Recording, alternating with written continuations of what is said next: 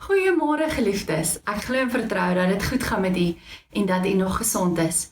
Welkom by ons Pinkstergeleentheid. Ek glo en vertrou dat u ook tot dusver ons saam wees hierdie Pinkster geniet en dat u elke keer iets te leer kry uit hierdie gedeeltes. En dat dit u verander, dat u geestelik groei, want dit is tog die doel hiervan. Ons gaan vandag verder met ons Pinksterreeks, maar voordat ons saam gaan lees, gaan ek vra dat ons net eers ons oë sal sluit en sal saam bid.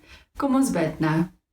Here en Hemelse Vader, baie dankie vir hierdie Pinkstertyd. Dankie dat ons kan stil staan by U woord. Dankie Heilige Gees dat ons meer van U kan leer en die uitstorting en U werksaamhede in elkeen van ons se lewe en hoe U ons wil kom verander en vorm en skaaf om meer en meer te lyk soos wat God wil hê ons moet lyk. Dankie dat ons kan stil word, oomblik uit ons dag uit kan vat, net om rustig te word by U voete, om hierdie teksgedeelte weer saam te lees, daaroor te dink, vir ons self af te vra, wat het die verskil gemaak destyds, en hoe kan dit nou 'n verskil in ons lewens kom maak?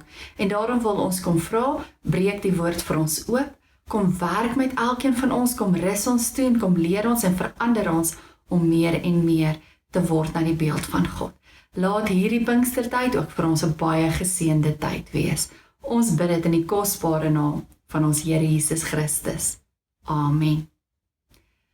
Nou geliefdes, soos wat u reeds weet, is ons besig met Handelinge en ons gaan vandag verder gaan met Handelinge 2. Ons gaan saam lees van vers 37 tot en met vers 47. En as u u Bybel by het, is u meer as welkom om te volg. So ons gaan saam lees Handelinge 2 vers 37. Daar staan die volgende: By die aanhoor hiervan is die mense diep getref en het hulle vir Petrus en die ander apostels gevra: Wat moet ons doen, broers? Toe antwoord Petrus hulle: Bekeer julle en laat elkeen van julle gedoop word in die naam van Jesus Christus. En God sal julle sondes vergewe en julle sal die Heilige Gees as gawe ontvang. Wat God beloof het, is vir julle en vir julle kinders en vir almal wat daar ver is, vir almal wat die Here ons God na hom toe sal roep. Met nog baie ander woorde het Petrus getuig en hulle aangespoor: Laat julle red tussen hierdie ontaarde mense uit. Die wat sy woorde aangeneem het, is gedoop en omtrent 3000 mense is op daardie dag by die getal van gelowiges gevoeg. Hulle het hulle heel hartig toegelê op die leer van die apostels en die onderlinge verbondenheid, die gemeenskaplike maaltyd en die gebede. Die apostels het baie wonders en tekens gedoen en dit het almal met diep ontzag vervul. Al die gelowiges was eensgesind en het alles met mekaar gedeel. Hulle het hulle grond en besittings verkoop en die geld aan almal uitgedeel volgens elkeen se behoefte. Hulle het almal elke dag getrou by die tempel by mekaar gekom, van huis tot huis die gemeenskaplike maaltyd gehou, hulle kos met blydskap en in alle eenvoud geëet en God geprys.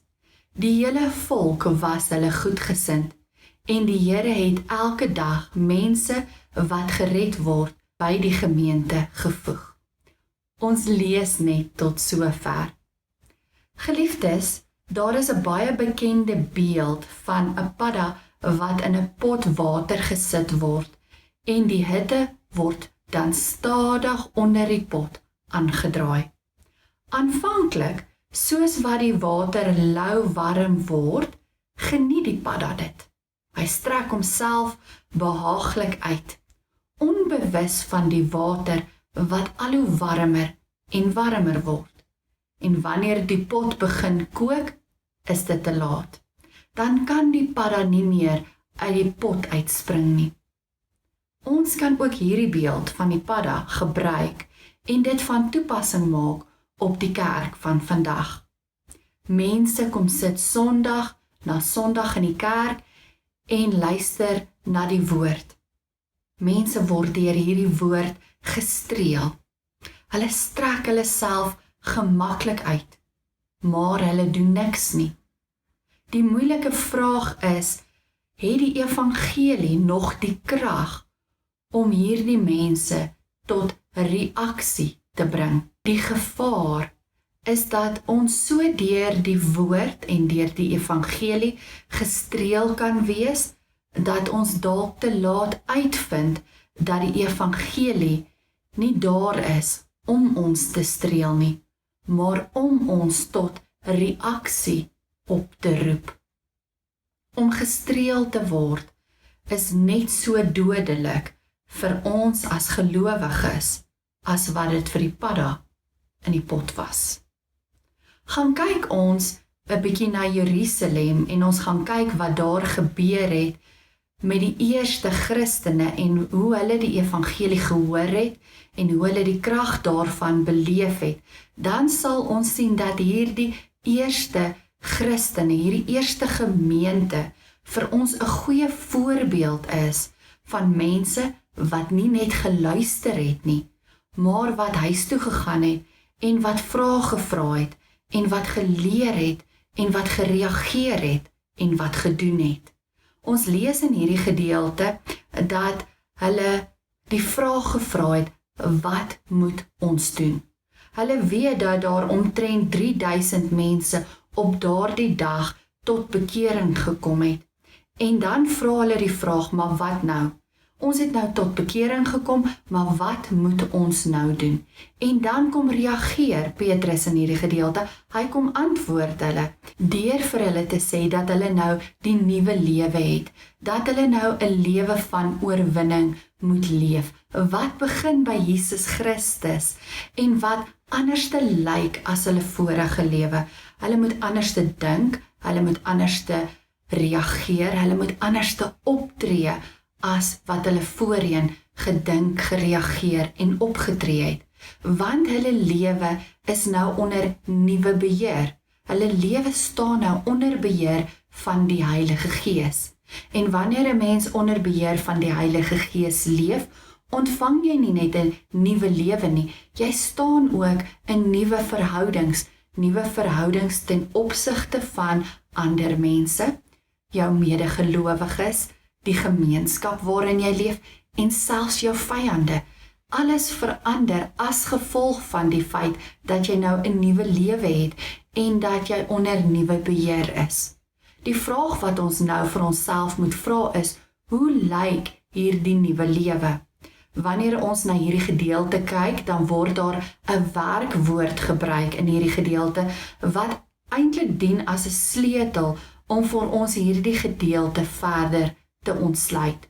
En die woord wat hier gebruik word, is die woord wat ons met heelhartig toegelê kan vertaal. Hierdie woord word in vers 42 gebruik en ons kan ook hierdie woord vertaal met volhard, of dat hulle voluit gegaan het. Dit was hulle ingesteldheid. Hulle het van daardie oomblik af voluit gelewe en alles wat hulle gedoen het, 110% gedoen. Hulle het hulle alles gegee, hulle het hulle beste gegee. Nou is die vraag, waarin het hulle voluit gegaan? Daar is verskeie aspekte wat hier aandag kry. Die eerste een is dat hulle die leer van die apostels deel gemaak het van hulle lewe.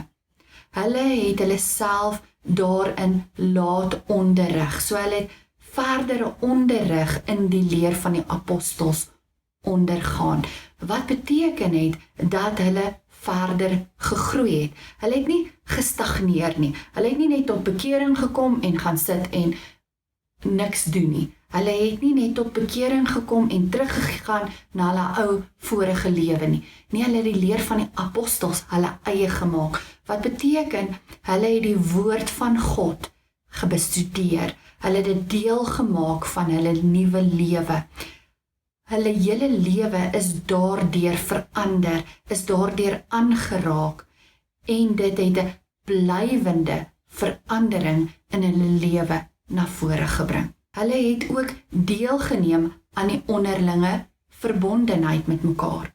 So in die kerk het daar nuwe verhoudings tot stand gekom en het hierdie nuwe verhoudings gegroei en die mense het die verantwoordelikheid begin neem vir mekaar, vir diegene wat deel was van hierdie gemeente, van hierdie gemeenskap.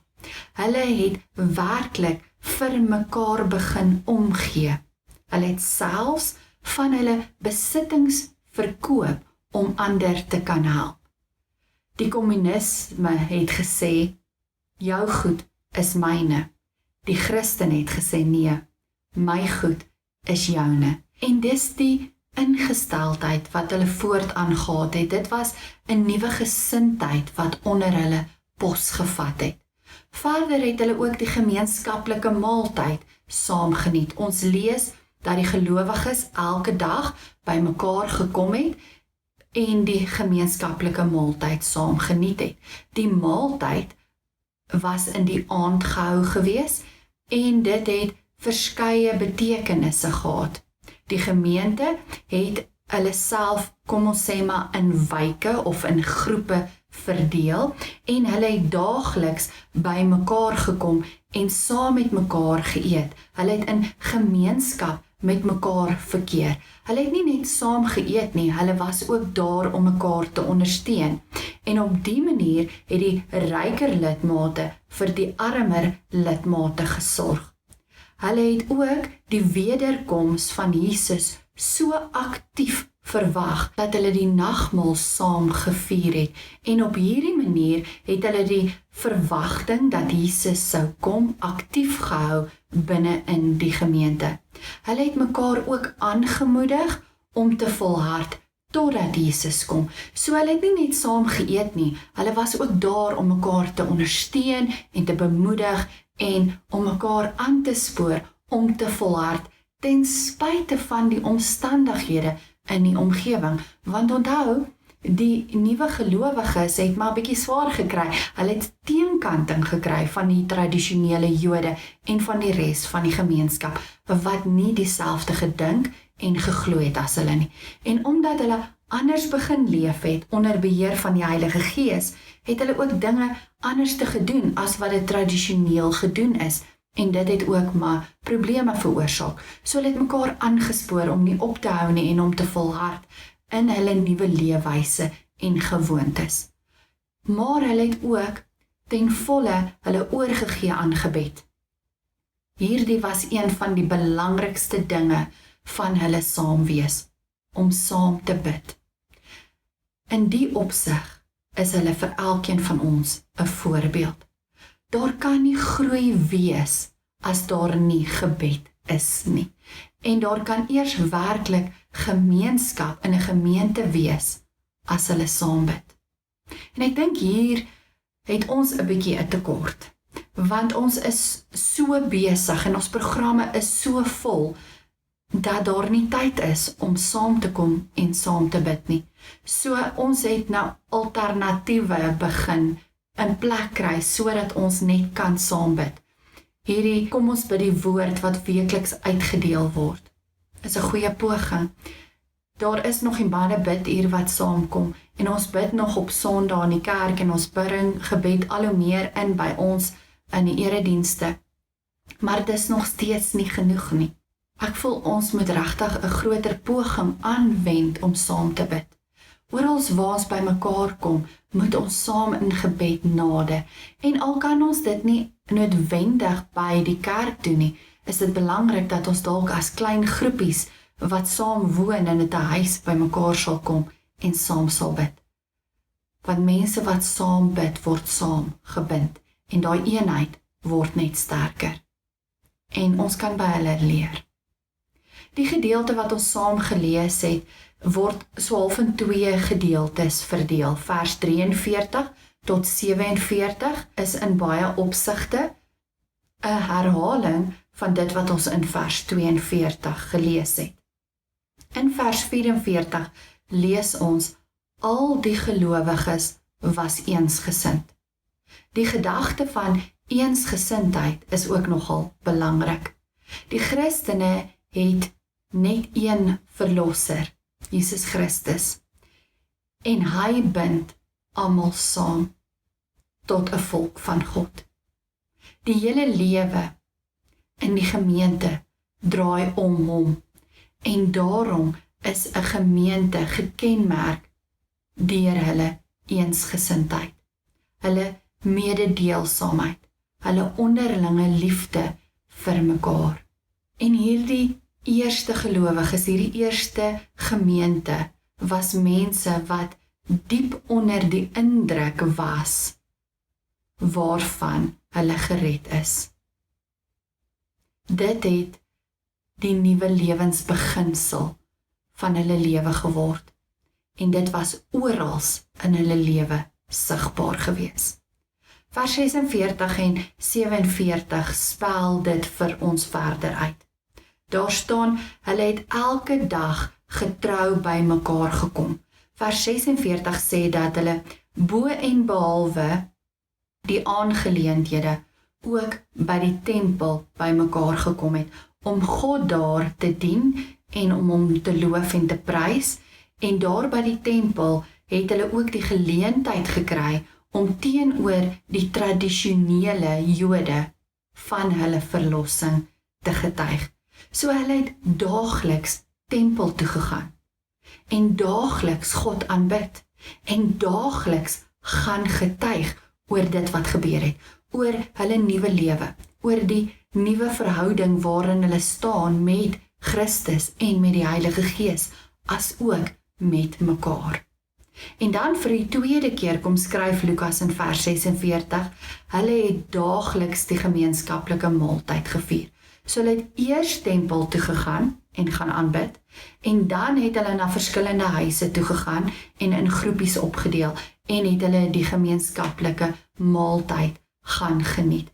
Die herhaling wys vir ons hoe belangrik die gemeenskaplike maaltyd destyds was. En hoekom was dit so belangrik? Omdat 'n mens verhoudings bou en mekaar beter leer ken wanneer jy saam eet. En daarom is goed soos die koeksondag en die pannekoeksondag en die gemeenteetes en so voort vir ons as gemeente ook belangrik. Want dis wanneer ons sosiaal verkeer, wanneer ons saam kuier, selfs wanneer ons net saam tee drink op 'n Sondag na kerk.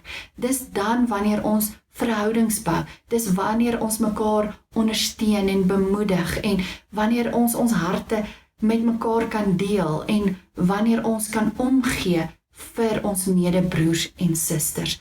So dit het oor baie meer gegaan as oor net die eet. Dit het gegaan oor om verhoudings te bou, om daar te wees, om saam brood te breek. En dan staan daar, hulle het alles in eenvoud gedoen. Dit was nie 'n vertoon van hulle kant af nie. Daar was geen uitspattigheid nie, of geen snaaksigheid nie. Hulle het niks gedoen om ander te beïndruk nie. Hulle was so bewus van die verskeidenheid van mense, dat hulle niks gedoen het om iemand anders te skade of leed aan te doen nie. Daar was rykes en daar was armes, en hulle het gekies om 'n sobere leefstyl te leef. En hierdie leefstyl wat hulle gekies het die buitestanders verskriklik beïndruk. En dit het 'n voorbeeld gestel vir die wat buite gestaan het en binne toe gekyk het. En dan sien ons, hulle het God geprys. Ons lees daarvan in vers 47, dat hulle God geprys het. Daar word beweer dat die rede vir hulle lofprysing in die feit gelê het, dat die wederkoms van Jesus spoedig verwag is. Maar ek dink daar het meer ook daarin gelê, want ek kan myself net indink dat as dit goed gaan en daar's groei en daar's onderlinge eensgesindheid en ondersteuning en mededeelsaamheid, dat dit ook iets is wat lei tot lofprysing.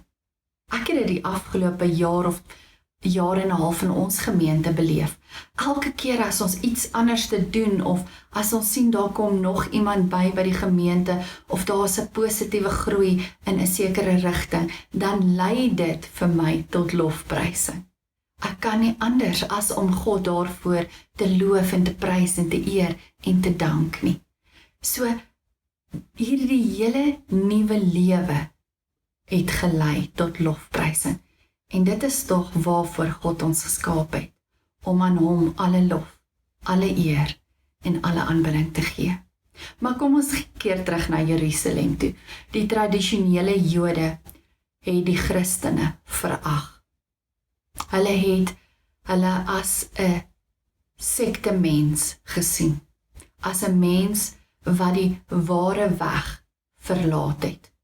Die Jode het nie sagkens met sulke mense gewerk nie.